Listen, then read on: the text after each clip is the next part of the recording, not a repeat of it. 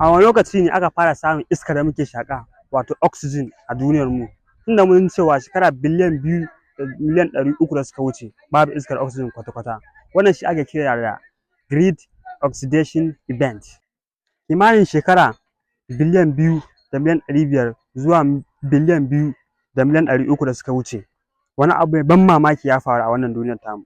Ƙananan halittu masu rai na farko suka fara samuwa, wato musamman cyanobacteria, wani nau'i ne na algae, suka fara yin photosynthesis. Photosynthesis dai wata hanya ce da tsirrai da wasu ƙwayoyin halitta ke amfani da ita domin su yi abinci daga rana, daga hasken rana zuwa ruwa H2O da kuma iskar carbon dioxide. Sakamakon wannan hanyar shi ne ana samar da abinci ga ƙwayoyin halitta, sannan su fitar da iskar oxygen a matsayin wani shara, abin da suka gama amfani da shi.